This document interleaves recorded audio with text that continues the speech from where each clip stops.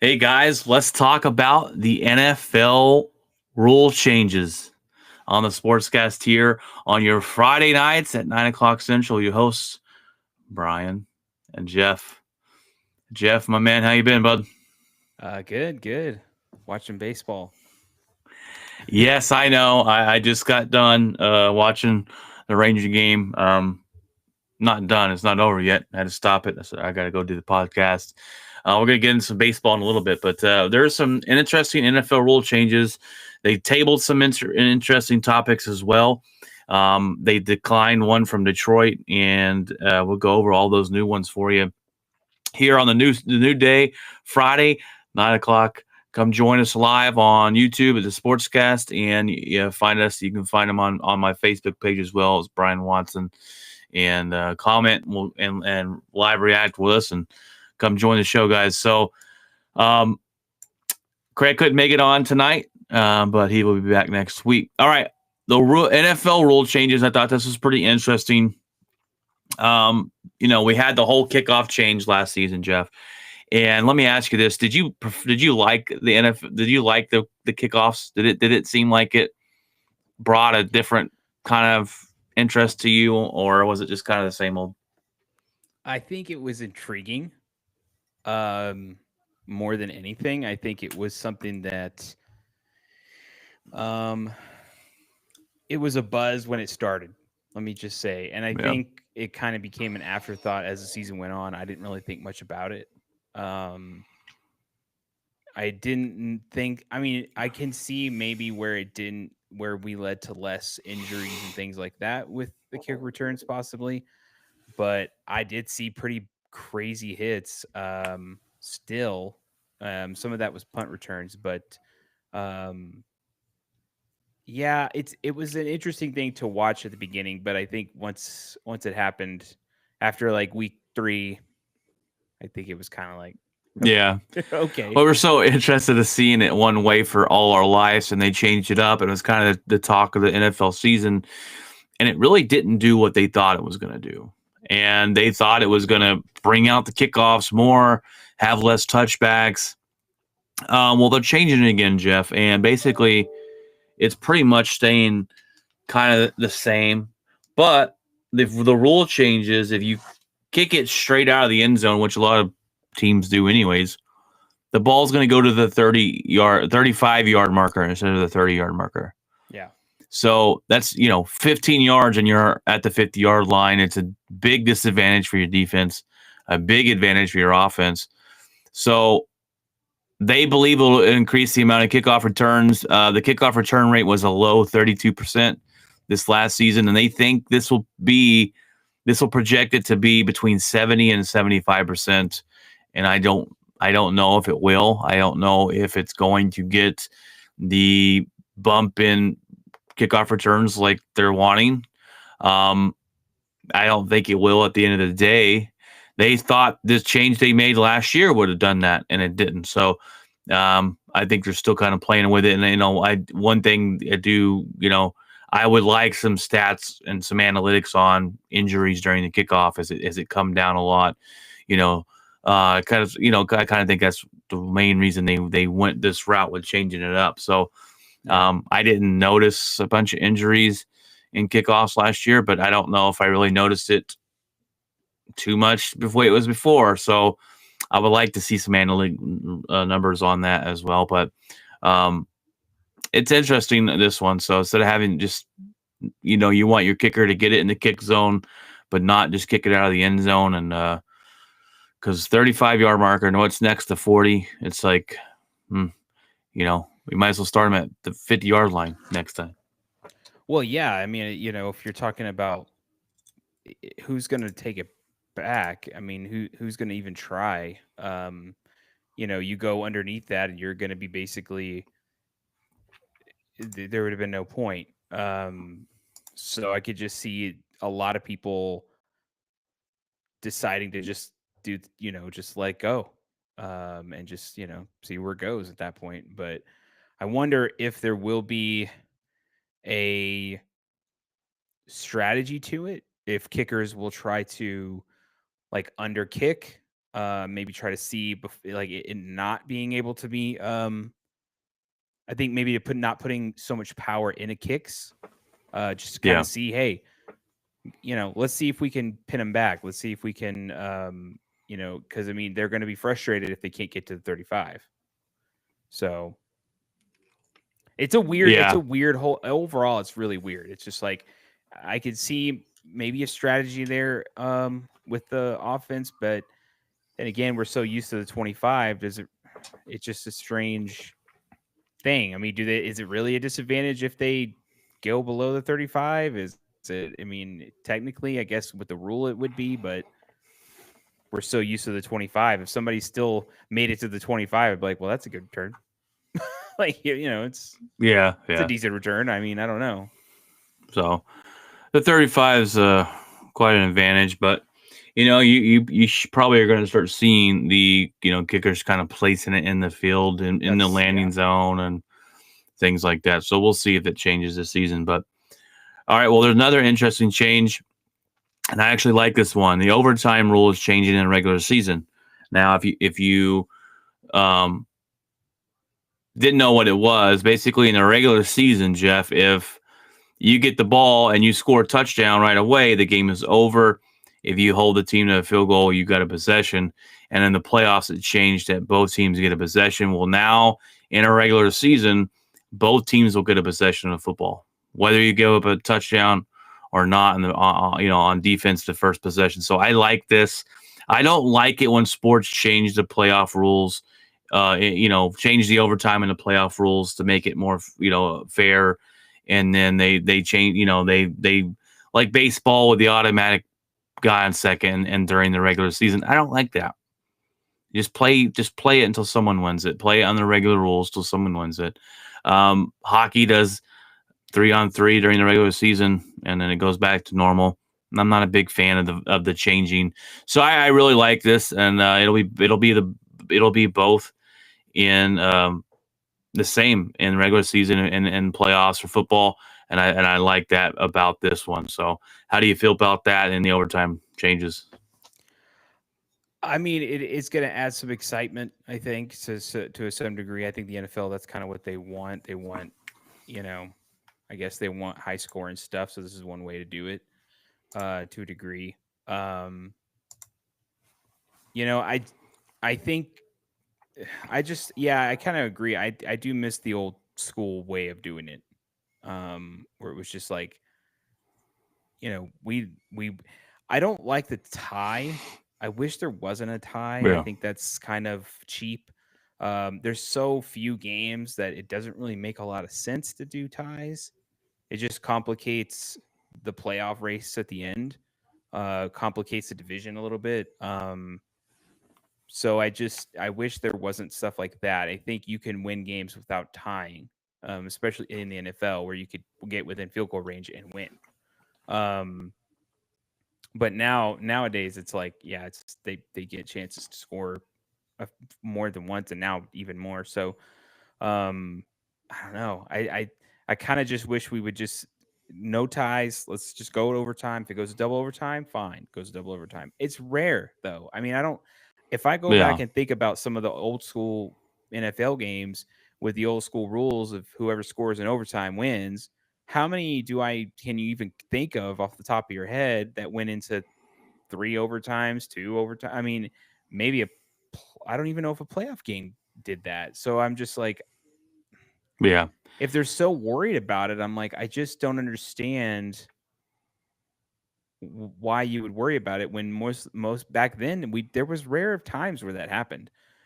It was like we're in overtime, someone's scoring a field goal. yeah. Like, I mean, that whoever can get that. So And I hate the tie. I hate the you're no one likes the tie. You go through no, all that. You watch the overtime. No one scores, and then it's a tie. It's just like this no. sucks. Um, yeah, they need to get rid of that. They haven't yet. That hasn't been a thing, but I like this, and we'll see if there's not a lot of NFL games that do go to overtime, so it may not be Yeah. highly impacted. But the ones that are, um, I'm glad that team gets the other possession. And now it's if they give up the touchdown, then they know they got to score a touchdown. Yeah. And so the pressure's on, the excitement's on to watch that game. So I do like that. And you know, I don't like the switching up of playoffs, playoff overtime and regular season overtime just to get the game over. Yeah, And I don't like that either. I don't like that so either. I know a lot of fans aren't big on the runner on second to start the extra No, I don't innings, like and that. Yeah, I can't stand that. that's I wish they would stop that because it's just getting ridiculous with that kind of stuff. But to this point, I think it's going to result in high octane not playoff, but high octane season divisional battles that will be fascinating to watch. Any divisional battle, divisional rival, you're going to have,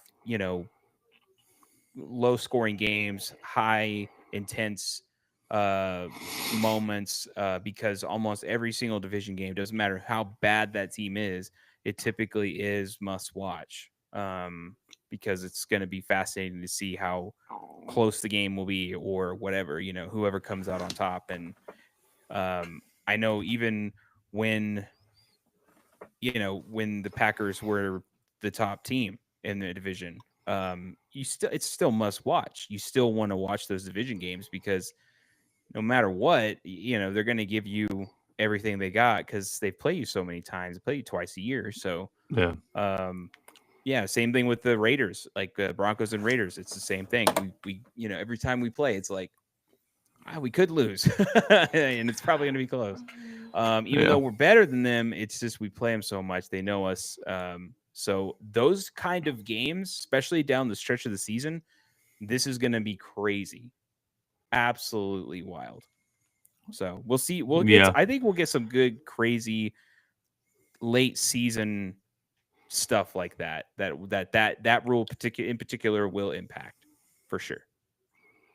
Yeah, you get towards the end of the season, you've got the Baltimore Ravens and the Steelers going overtime for the division type of thing. I could see those type of things happening, so that would be pretty cool. Um, Yeah.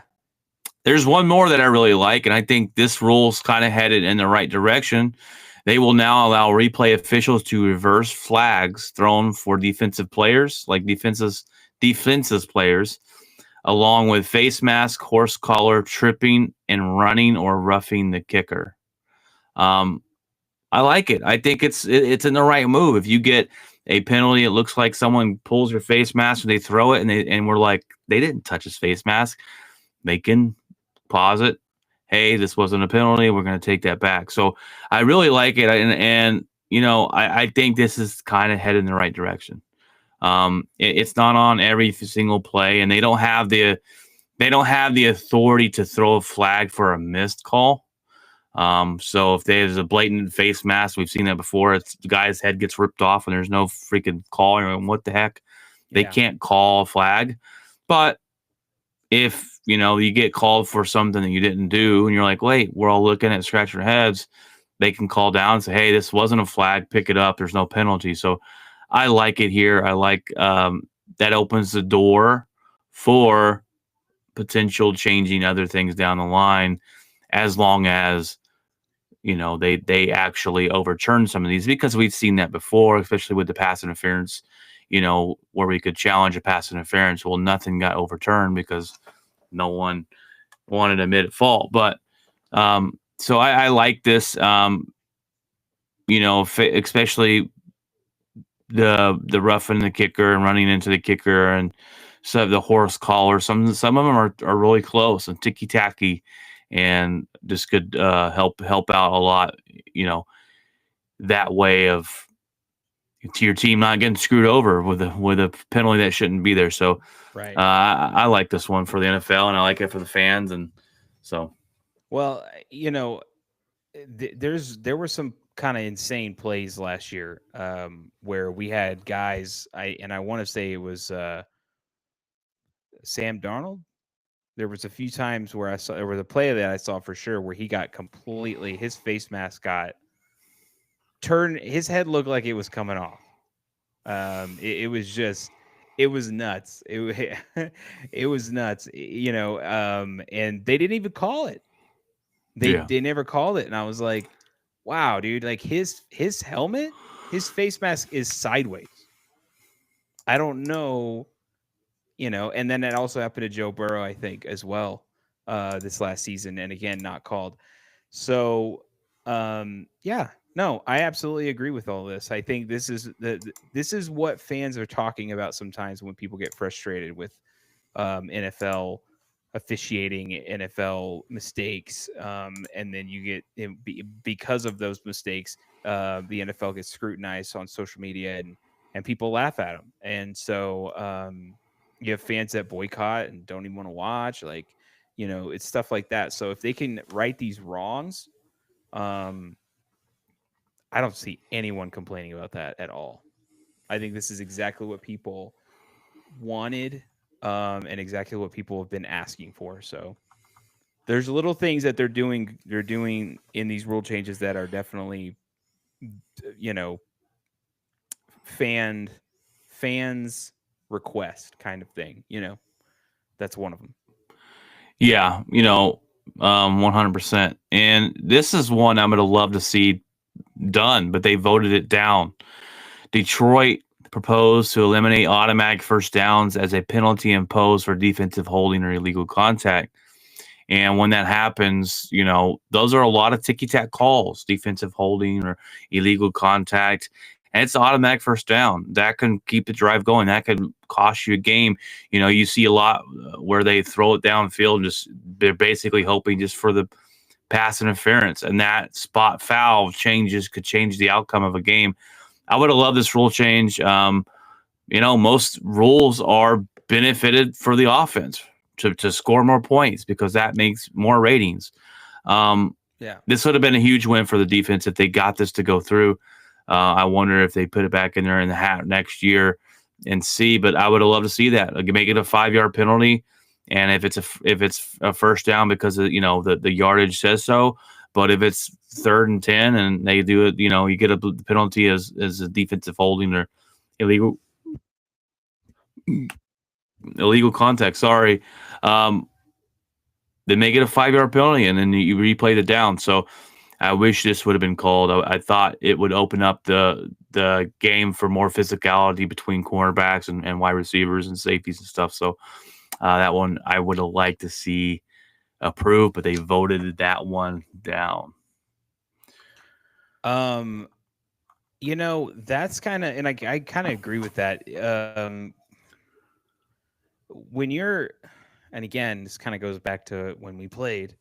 When you're sitting there and you're in the trenches basically, and you guys are going at each other, and everybody's just on the line, just kind of either trying to block or you got defense trying to get through, and people are just going nuts, hands are flying. There's times where things like that happen, and maybe you realize it and you kind of go, oh, let me stop that, and they just, that right there could just cost you an entire game. And you kind of look back and you're like, why am I getting, like, there's a lot going on here, and sometimes you do get the weird thing where like the pinky gets the face mask and they're like, that's it, and I'm like, come on, I don't know if they're trying to get the face mask. They're kind of just trying to get around a guy and get to someone. So I kind of wish they would maybe take more of a look at that. And I think they're supposed to meet again in May. So they might take a look more at some of this stuff again. I hope they do, because I think that those little ticky-tack things like that can cost not only the end of a season and a division possibly, but they could end your entire playoff run. And that's in that because I mean it's a game of inches. So and all it takes is that one penalty, and then you got a field goal kick, and you're down by 10 or you're down by 3, and you have to sit there and kind of figure out a way with less time now than before to try to win a game, and not only tie but win. And I think all based off of kind of a weird defensive call that you just didn't expect. You weren't really looking to. You weren't expecting that to be the end of your season or the potential end of your season. So, yeah, I hope they take a look at it again.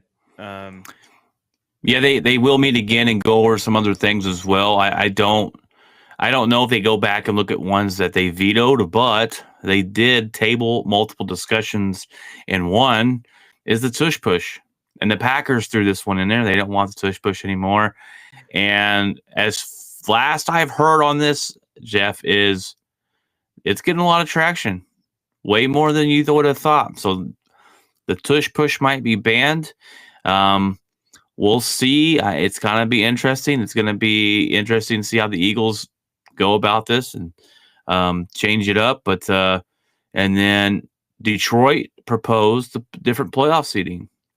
Detroit proposed that it doesn't need to, it shouldn't go by division winners. Like division winners should get into the playoffs, but because last season you had teams that had terrible records that were in the higher playoff seats because of their division, whereas if this rule's in place that it would go by off a record, it would have been Detroit and then like Green Bay number 2 or 3, like the Lions, Vikings, and Packers had all been the 1, 2, and 3 seed from ours because of their records. So I'm interested to see about this one.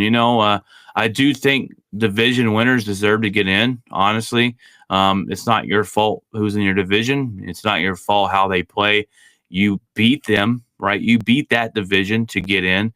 So I do think that honestly, they obviously deserve to get in. But I really like that proposal.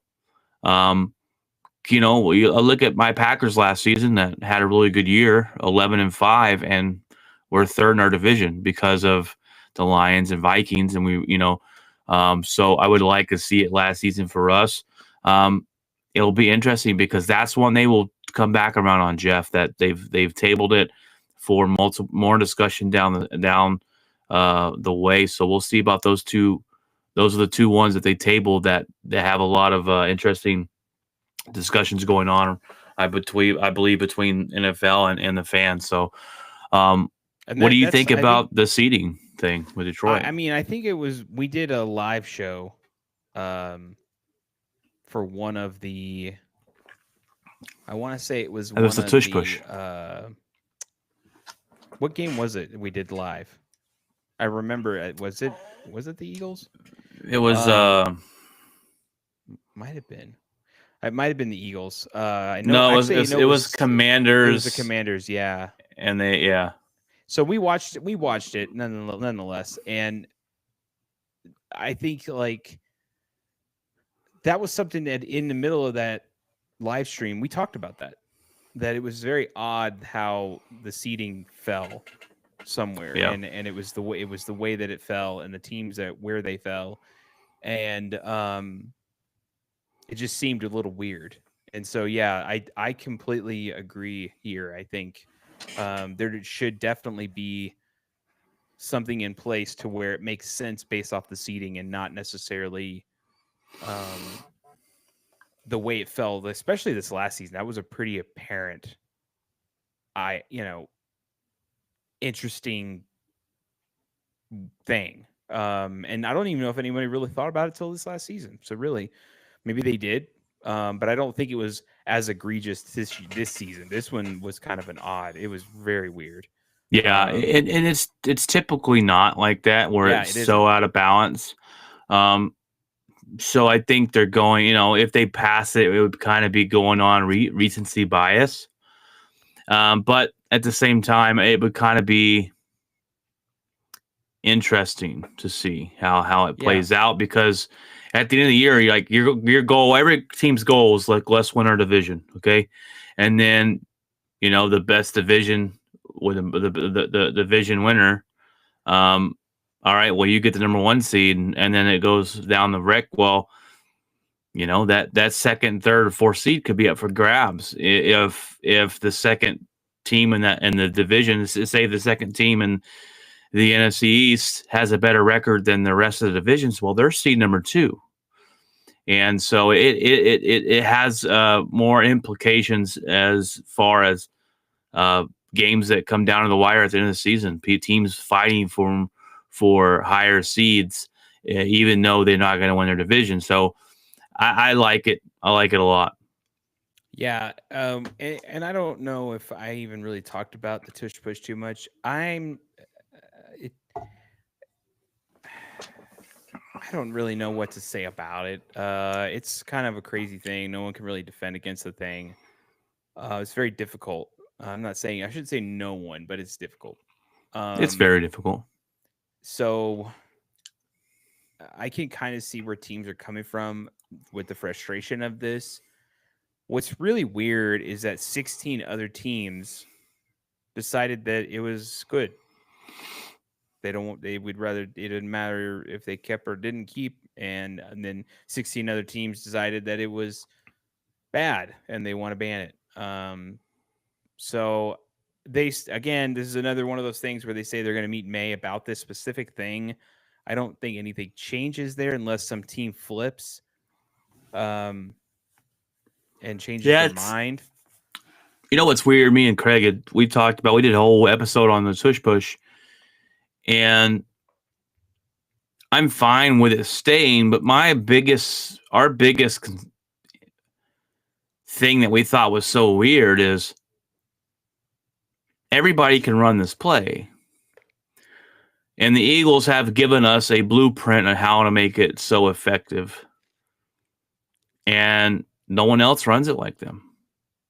Now I get it that Hurts can squat 600 pounds and he has tree trunk legs, and I get that's the difference than maybe a Patrick Mahomes or the smaller quarterbacks out there that don't have that or aren't stout like Dak Prescott's pretty big dude. So I don't know why they don't. Okay, well now we're gonna run it again. Now we're gonna use it. We haven't seen that, Yeah. so I think that's kind of weird, and if they do ban it, I don't think a lot of fans would be complaining except Eagles fans, and they would just basically make it illegal for you to push a player in the back.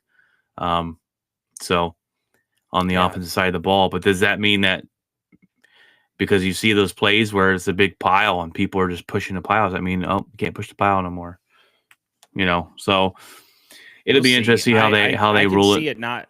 I can see it not changing at all, but I could also see it like a team out of nowhere is like, you know what? I thought last time, but now I changed my mind. Like I could also see that, but I will sit there and tell most people at this point, if I had bet anything, I bet that it stays, and I bet this just kind of the votes again null each other out because half the league is saying one thing and half the league is wanting one other thing. So um, I think the idea is that it's just nothing's gonna change.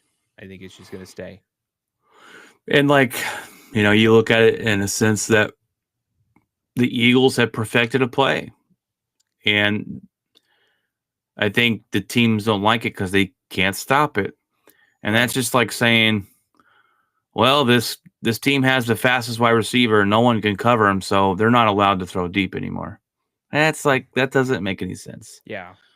So I'm fine. Just stop it. Figure a way to stop it, or use it on your team and perfect it like the Eagles have.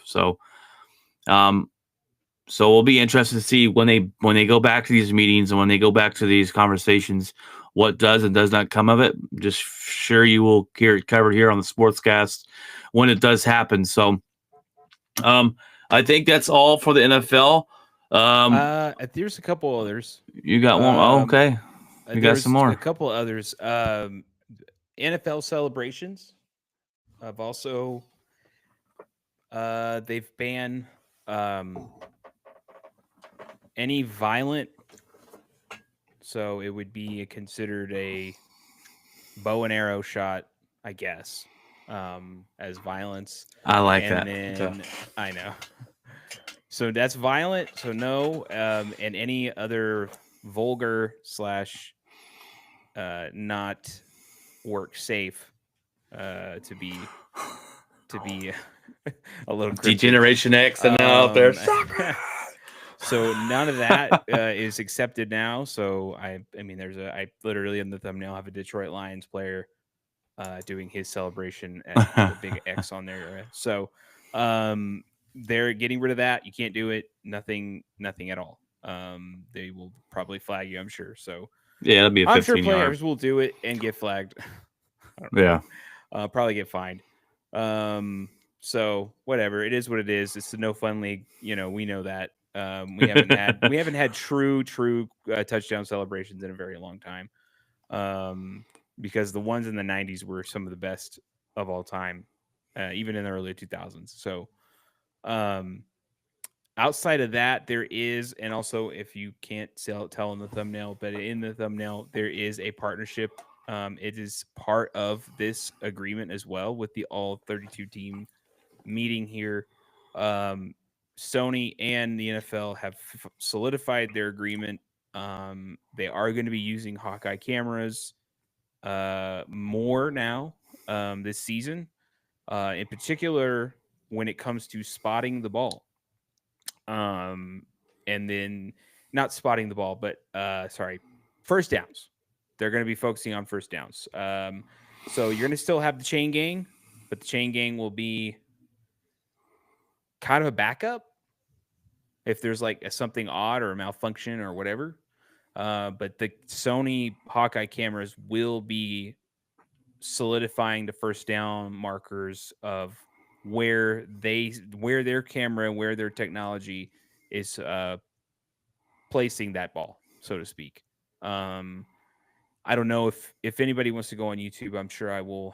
If I find a video kind of breaking this down, then more in depth, I'll put it in the description, so people can kind of get an idea of like what kind of technology that's used. I think it's also some kind of technology used in tennis. Yeah. So I think it's awesome. I think it's kind of cool if it works. I mean, we can go back to the Bills game and get a good idea of what that would do. So this is the NFL, hopefully listening to fans and saying, okay, we got you. We understand what's going on, and we're going to try to fix this so we can avoid all this conspiracy talk and stuff and just get to the game, And, if a player gets there, they get there. If they don't get there, they don't get there. The camera's not lying. It's showing where the ball's at. And so it'll be fascinating. I mean, I'm very actually outside of maybe the overtime rules and stuff. This is another one that I'm very excited about. I'm just curious. I just want to see it. I just want to see it happen. I want to see the Hawkeye cameras come out and the problem with cameras and, coming out and capturing where the ball's at. I'm going to be excited to see that because I would love to see where it changes the tempo of a game, or it changes a game completely where you're like, wow, okay, yeah, this game's over now. Like, so that's another one that I thought was fascinating. Also part of this meeting, and they agreed upon it. So I don't think any one of the teams disagreed on that one. So it's that's a cool one. We'll probably see it going on, the preseason, so that maybe people start tuning into preseason a little more and see. But tennis has some of them that's very interesting as far as how they can see exactly where the ball lands and if it's in, if it's out. So we'll see how they implement that in football, and we're looking going, why did they not do this sooner rather than later? So and it does take away that narrative that the NFL is rigged and they don't like that narrative, right? And I don't think it is either. I think it's dumb to think that, but I also see how you could come to the conclusion that some of the games do. It's like, really, again, the Chiefs get another call, or they get this team gets, So it'll be interesting to see, definitely. So. You got any more, or is that it? I think that was it. Yeah, that was the only things that kind of stuck out. The camera technology being used, and the non-fun league celebrations. Not safe for work touchdown. We wouldn't be a sports show if we did not say congratulations to Ovechkin. He ties Wayne Gretzky with the most goals scored in NFL history with 894.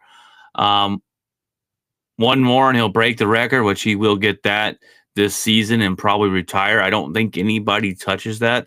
No one thought they would touch Gretzky, and here we are. But Craig's like, I did the math, and the next closest person would have to play until they're 20, like play until their year 23 in the league or something, scored 3 goals a game, something astronomical.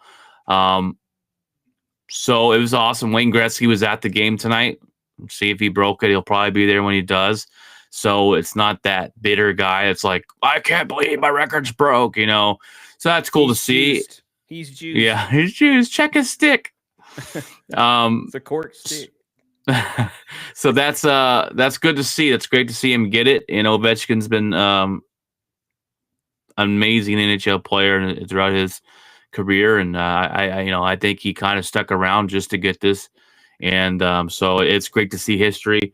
I think they play tomorrow night, so we'll see if he breaks it tomorrow night, and and one of the best scorers in the NHL history. So congrats to him as we get more into playoff season, playoff hockey coming up, and I know that's Craig's kind of realm, but I'm excited to watch the Stars and see how far they can go. They're one of the favorites to win it all this season, but we'll see if they can do that and how big of a run they can go. I wanted Jeff to get into some good and bad with your baseball team, and I know it's still way too early in the Major League Baseball season to get into the good and the bad, but I'm excited. I'm excited that baseball's here, Jeff. I'm excited to see what my team's going to do. And they won today 5-2 against the Tampa Bay Rays. They helped your team out in your division, so you're welcome with that. And we beat the Boston Red Sox in the series 3-1. So we're helping the Yankees out quite a bit to start the season off. I just ask you to do the return when you play the Astros. But Tuve, he'll help us. Yeah. So I wanted to point out a couple good things about the Rangers. Have you point out a couple good things about the Yankees? And then I'll talk about the bad and whatever, maybe a little too early, but let's get into it. So far, what I've seen with the Texas Rangers is their pitching's been great. They've allowed up very few runs. We've had a complete game shutout with Eovaldi the other day. So Eovaldi's looking like he's back to his normal self. Jack Leiter, a guy last year that got rocked around. He is one of our guys that we drafted a couple years ago, and we really didn't. We had high expectations. This is a guy that said he was going to be a for sure thing. Well, he kind of got rocked around last year, and he came out so far. It's pitched 2 great games. I mean, great gyms, and won both of them. He's 2-0. He seems to get his confidence on the mound there. And then I watched DeGrom his first outing, 5 solid innings. Of course they're going to keep him on a pitch count, and 5 innings probably. For a little bit, but DeGrom looked good as well. So our pitching has been there this season so far. Our bullpen is looking better. I know they gave up a game the other night where they gave up a 3-run shot in the 9th inning, and we ended up losing. But they're trying to find out who that seventh inning guy is going to be, and so we're still working out the kinks in the bullpen. But I think so far our starting pitching has been our strong point. And if I had to point out some bad, it would be the bats. They're struggling. Eovaldi pitched a complete game shutout the other day. We win 1-0. Jack Leiter pitches the game. We win 1-0. Like, we're not scoring enough runs. We scored up 5 today, and maybe the bats are just they're just stagnant at the moment. I think they'll turn it around. And then the other bad is the injuries. Josh Young goes on the injury list right out of the gate. With some neck soreness, and he is a different guy. When he's in the lineup, this team's different. And when he's not, you notice it. So we don't have a lot of depth there at third base. He's hoping to come back this weekend. Good news that his IL stint did not last very long. He's going to come back this weekend. And then the other thing is Leiter's going to go on a 14-day injured list because of a blister. So they want to give that blister time to heal. Nothing big at all. So it's good to see them get his confidence. I've been really looking forward to Jack Leiter. And then Kumar Rocker, He got rocked his first game. We lost 14-1 to the Reds. He got lit up. So hoping he can get his woes out early and kind of turn it on at the end of the season. But that's the good and the bad so far for the Rangers for me. We're winning our division right now. I know it's way too early, but Jeff, give us some good and bad what you see in the Yankees so far this season. Oh, it's been interesting so far. Broke some records. 9 homers in one game. Broke our own record, actually. Back in the 60s, I think we hit 8. Made the torpedo bat famous. Well, okay, so I'll go into that a little bit. Torpedo bats. Story almost got him banned after one game already. Torpedo bats. First of all, this we're not the only one that's using them. Okay, the Red Sox are using them. The Twins are using them. There's a lot of teams who've ordered them, so we're gonna start seeing more of them. Not everyone uses them. Some people will, and some people won't. Aaron Judge does not use them. There was some weird meme going around where Aaron Judge's bat is like as big as his whole body, which is ridiculous. Aaron Judge didn't use the torpedo bat. He doesn't need to. And I think he even said that in an interview. He's like, why fix what's not broken?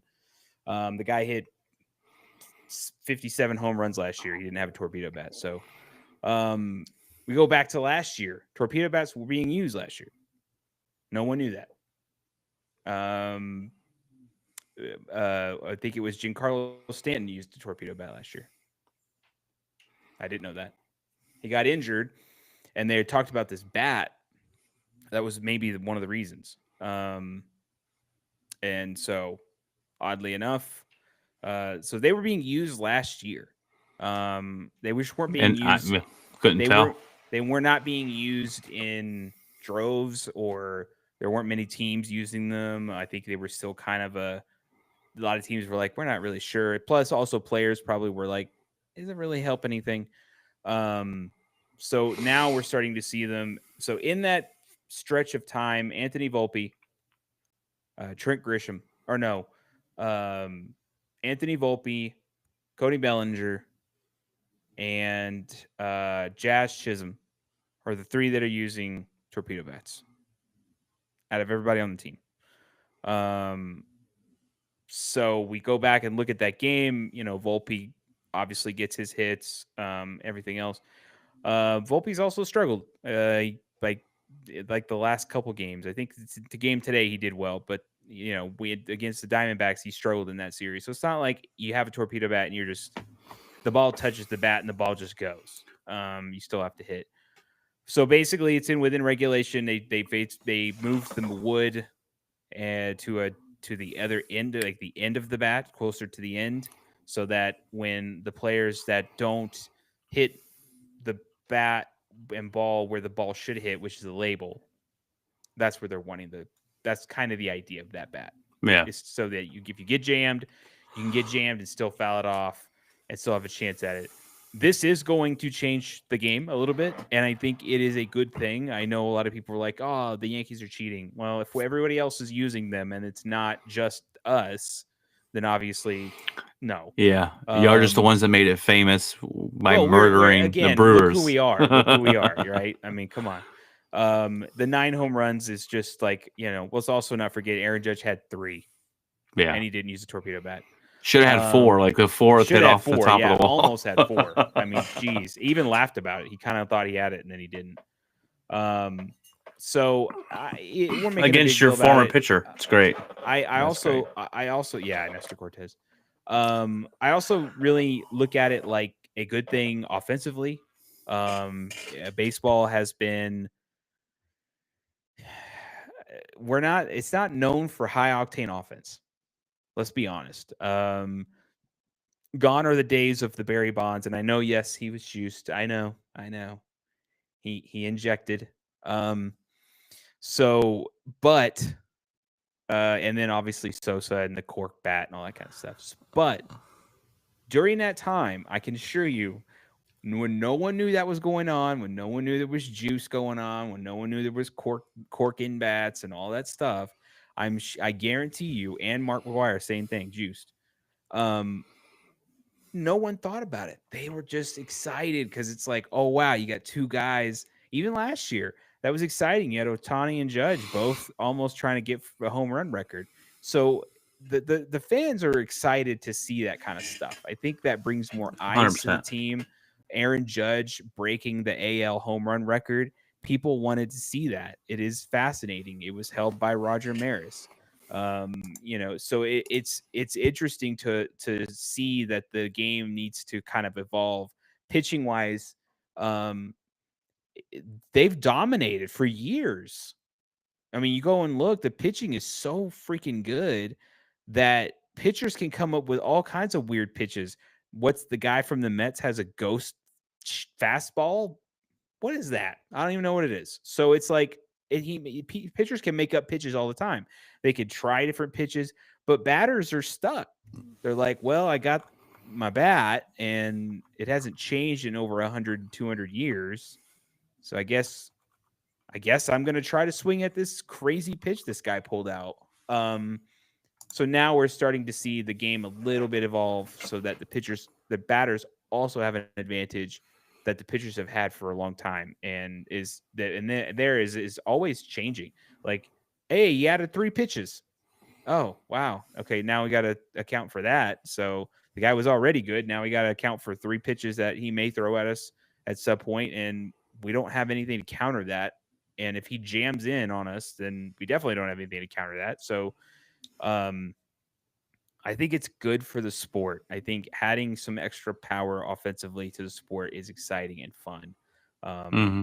in a league that has been considered boring for many, many years because we do not have steroids anymore. Unfortunately, I understand how crazy it is, but with the steroid era, people were watching the sport. They were watching and tuning in. Is Mark McGuire going to hit it? Is Sammy Sosa going to hit it? Is Barry Bonds going to break the all-time record? Like, everybody watched because it That was I've must never, see. yeah, It was must see. So that's the most St. Louis Cardinal games I've ever watched in my life as a kid growing up yeah, watching Martin McGuire. Is he going to do it to Al Money? Is going to hit? And yeah. So I mean, if we could do things that are within rules, within regulation, within the MLB rules for bats, and this allows for more offense, I think it's awesome. I think it's totally cool. And pitchers are going to still be good, but I think giving the batters a little bit of an advantage is good, so that we can create more offense for the league. This is a league thing. I'm not looking at this as a Yankee fan. Oh, we hit. No, everybody doing it, I think, is awesome. If every team can grab a torpedo bat, go out there and maybe create some offense, I think it's awesome. I have no 100%, nothing wrong with it. 100% Um, agree. outside of that, they've been playing well. I think people are really underestimating the Yankees. We got rid of Soto, or not got rid of, but he basically got rid of us. And I just I think Juan Soto is an amazing player, but he caused a lot of problems defensively, and we saw that in the World Series. I brought that up a couple times on here. So going into the season, I was kind of excited to actually have everybody playing the position they should have been playing last year, and because Juan Soto wouldn't move and Judge went to center field, and because Gleyber Torres decided that he didn't want to play anything other than shortstop, it caused Jazz Chisholm to go to third. Jazz Chisholm is not a great third baseman. He kept running in the path of Volpe in the playoffs, creating errors. Judge made an error. Juan Soto is one of the worst defensive outfielders I've ever seen. Um, Pretty horrible. He's an amazing bat, but defense is pretty bad. And he created some of that drama in the outfield as well, error wise. So going in though, we got some good stuff. I mean, I like we created. Well, we had like 5 errors in the first game, which kind of frustrated me. And I'm like, come on, guys. I know we're scoring a lot of runs here, 20 runs, but let's calm down with the errors a bit. after that game one, they did kind of calm it down. We committed less errors. Defensively, they look awesome. Outside of that one outlier game in game one where we just scored so many points it didn't matter, kind of laughed at it, the 5 errors. But defensively, they look awesome. That's the best. I mean, Volpe's making plays. Jazz is at shortstop making awesome plays. Cody Bellinger is insane. He's insane. Yeah, he had a good day when the game with the 20 runs. He was hitting the ball. I mean, the guy can. And Aaron Judge earlier today created. He kind of scared me. He jumped and hit the freaking sign on the wall there, and I'm like, come on, dude, let's chill out. It's game 5. Yeah. Or game 6, whatever. So like, they're doing good. They're doing good. It's the starting pitching is a bit of a question mark. Garrett Cole is injured. So that's one of our Achilles heel right now is starting pitching. Yeah. It's pretty obvious. We have Max Fried, who is insane. He is so good. He won today. Carlos Rendon, he's awesome. He's been trying to, keep us in these games and stuff. He kept it close and we ended up losing because there are little chinks in the armor when it comes to the bullpen. And a lot of that is some guys were out for odd reasons, like closer, for example. One of the games we lost, I'm like, why didn't we bring in Devin Williams? He's the closer. Well, he's out on paternity leave. I didn't know that. So he had a baby, and I'm like, oh, freaking kids ruin everything. Dang it. So there, there's a couple pieces of things that I think we could clean up. It's just, it's hard to really tell. For sure starting pitching, and we have Luis Hill that's coming back. I think in a couple, maybe a month or so, he'll be back. Garrett Cole's out now. They're saying Garrett Cole will be ready by September. I'm like, okay, well, we'll see. I mean, that'll be crazy if we're talking about Garrett Cole literally pitching in the playoffs and haven't pitched all year. That's kind of scary, actually. So, we'll see. I think the Yankees are they got a couple of there's a couple of bad little outliers in the bullpen that caused us to lose. Mark Leiter Jr. is horrible. I never want to see him out there again. He did have a good game the first game, but he's been bad. He gave up a 3-run shot, grand slam, actually, and we lost to the Diamondbacks. And I'm like, this is horrible. I don't understand why he's even out here. No Yankee fan wants to see that guy out there. So they got Adam Ottavino. He wasn't going anywhere. I think the Red Sox kind of didn't really sign him, so they're familiar with the guy. He played on the team. I'm not sure if he played on last year or he played the year before that, but Adam Ottavino, he played on the Yankees and they're familiar. So,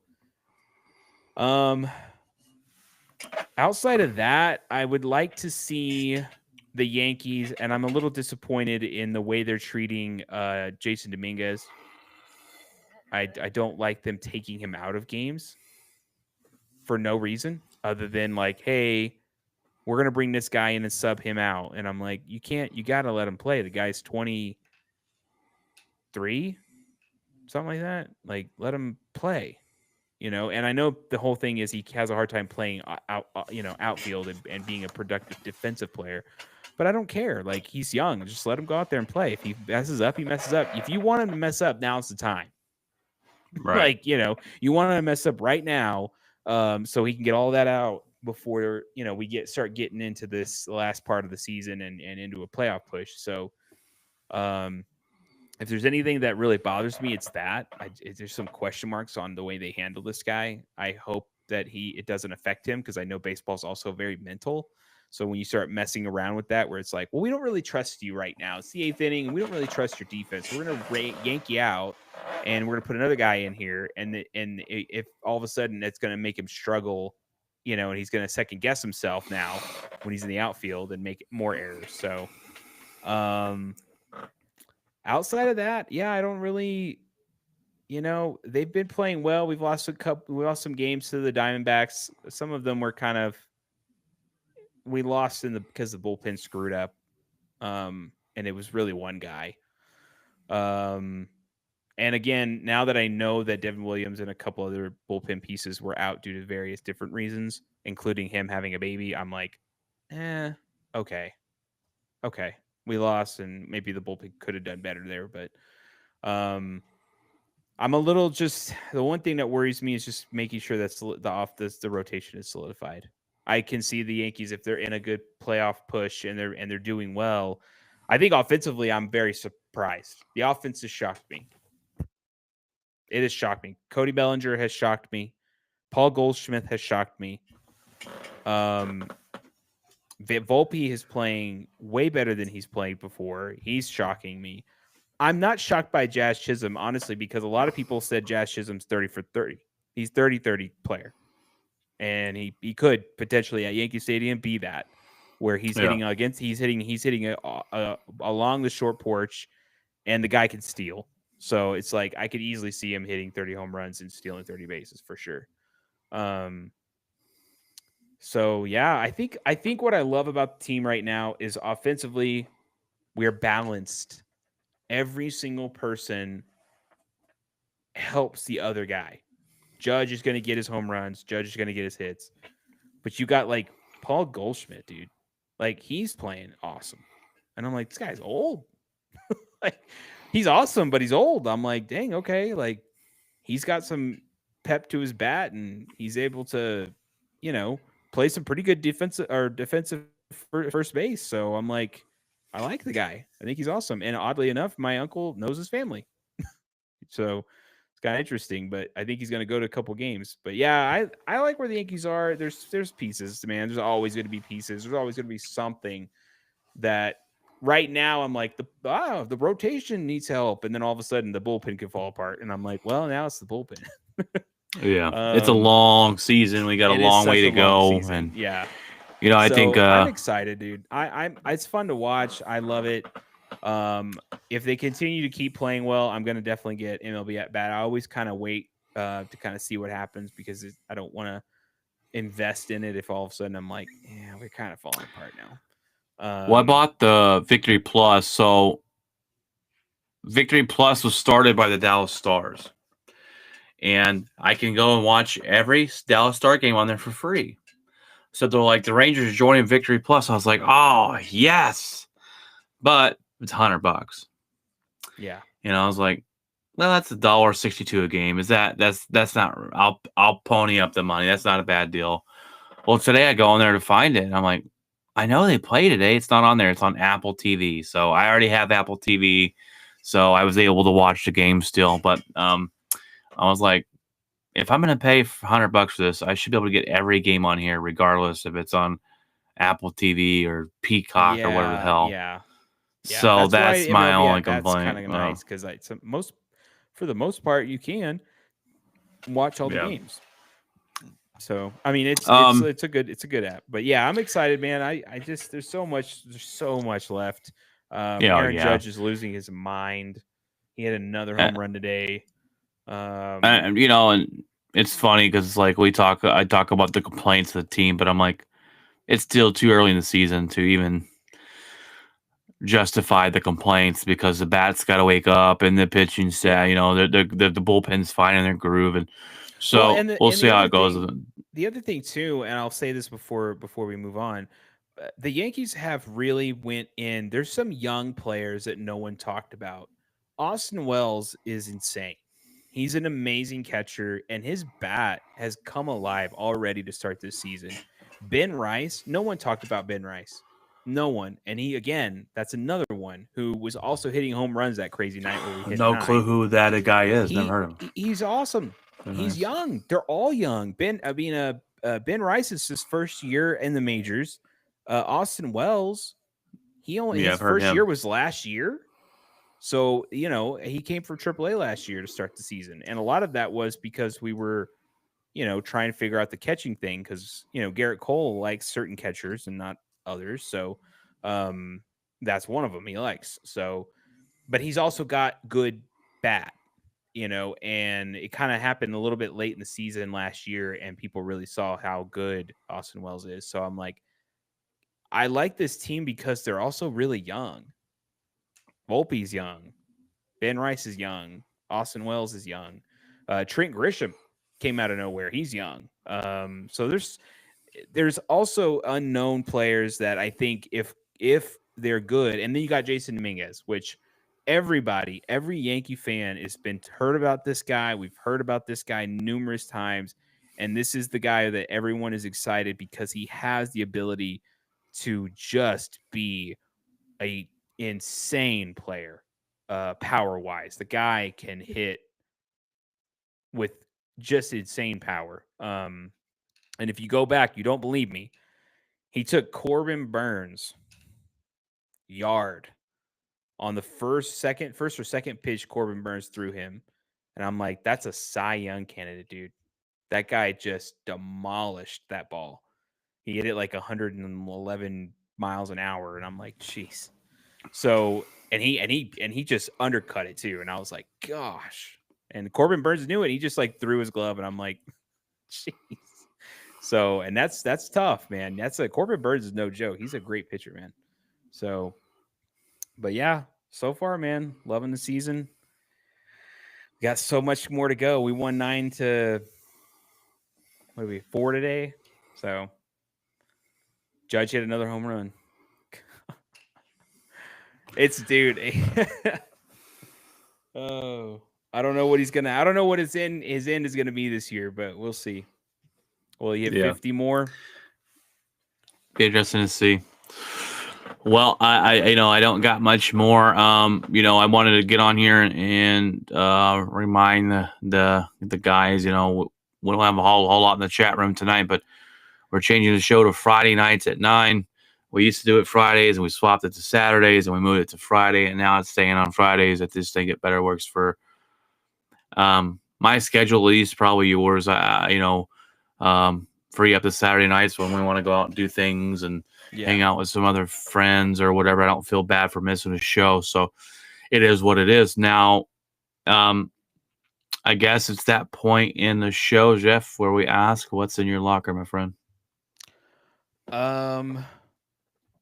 Yeah, so I am like most of my work day now is like half where I'm worked at before for a while and now half upstairs in the art department. So um basically doing graphic design for uh the company that I've been working at for a while. So it's fun. Yeah, I mean it's a lot less chaotic than the other place I was at.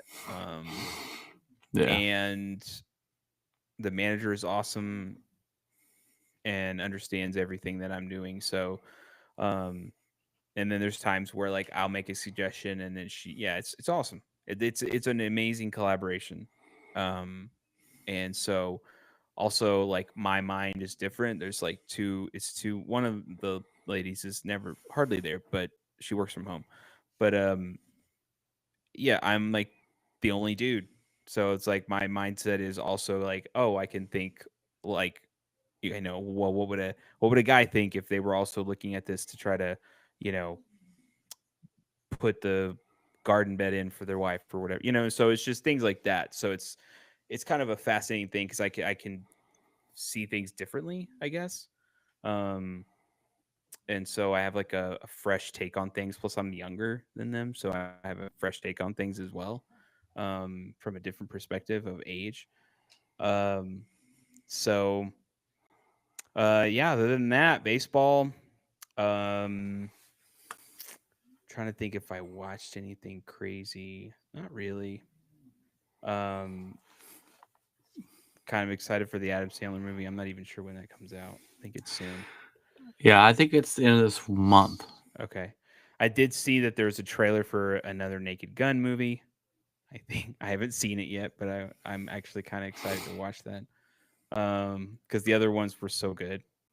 So, and then years later, I didn't even know that was OJ Simpson in there. In one of them, I was like, "That's OJ Simpson." What the? um.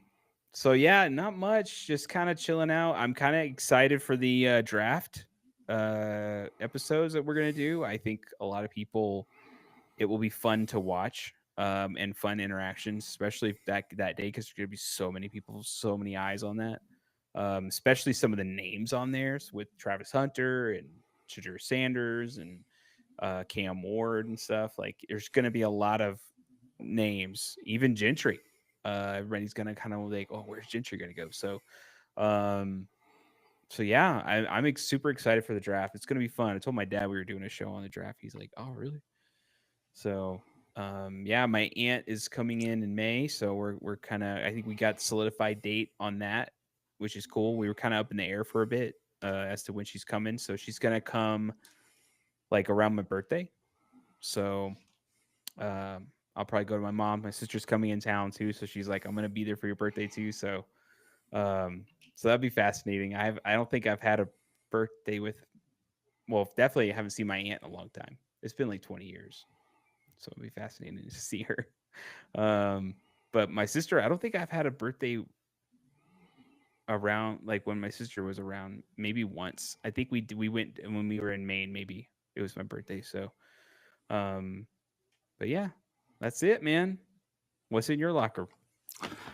Awesome, man. Well, right now just work, man. Work's been going crazy, busy. Cool hat. Me and my, huh? Cool hat. Oh, thanks. Yeah, I like it. Work's been crazy busy, man. We've my boss and his and the dispatcher's been out, so me and my buddy Henry, my co-partner, have to handle every aspect of it, and it's been beating us down.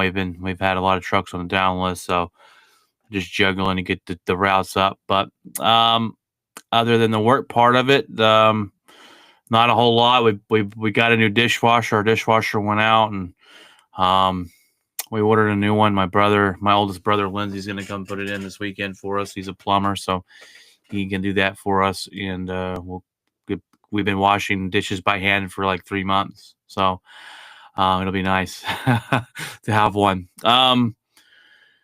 Take the kids to urban air this weekend, spend some time with them, and there's a new Kobe Bryant documentary coming out on Netflix. I don't know if you've heard about that. They followed his last championship ring with Paul Gasol, and I'm looking forward to watching that behind the scenes. And they talk about his leadership and things like that. There's also, I talked about it a couple weeks ago, Kobe Bryant documentary on HBO goes through his life, so it's really cool to watch. And I'm looking forward to the Netflix one. The Happy Gilmore too. Adam Sandler is a must watch and see from that. But I feel like there's something else that I'm forgetting. Not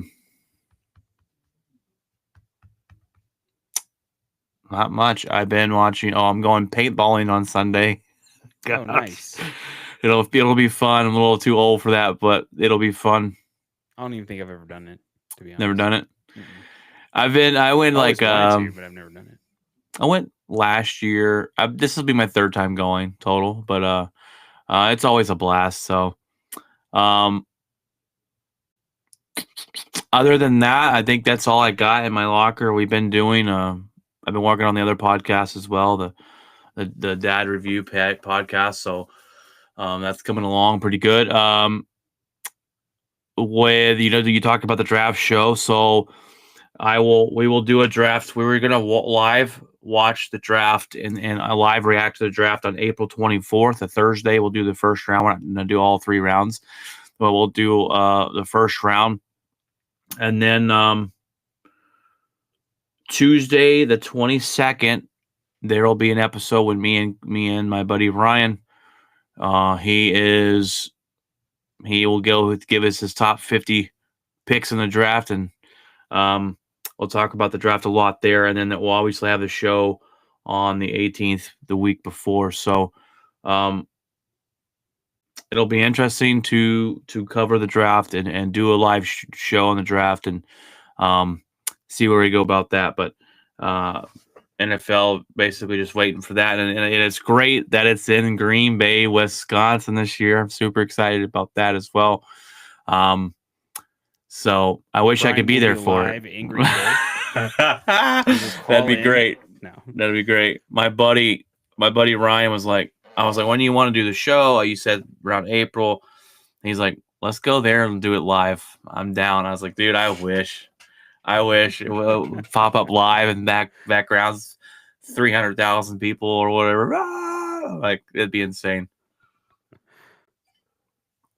But that's what's in my locker. And just a reminder, new episodes on Friday nights at 9 p.m. Central Time, Texas time, because Texas is the best, baby.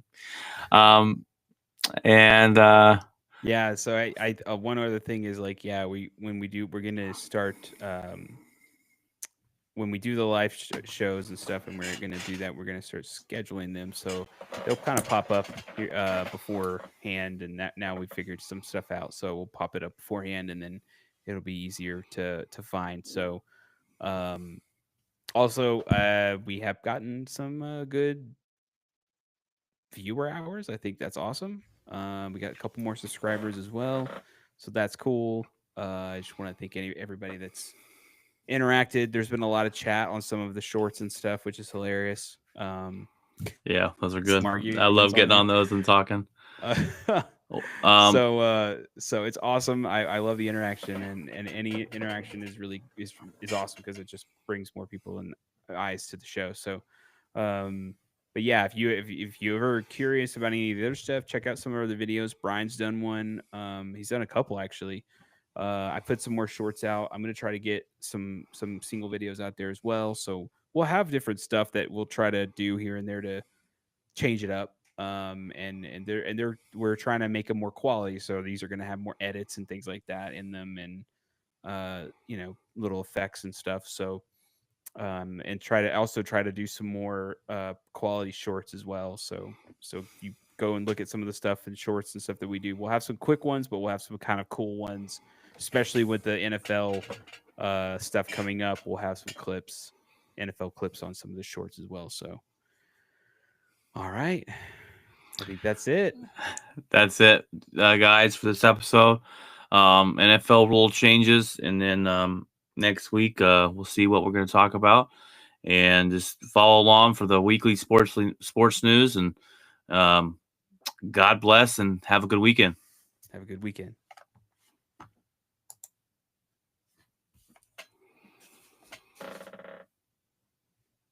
It's in the bag.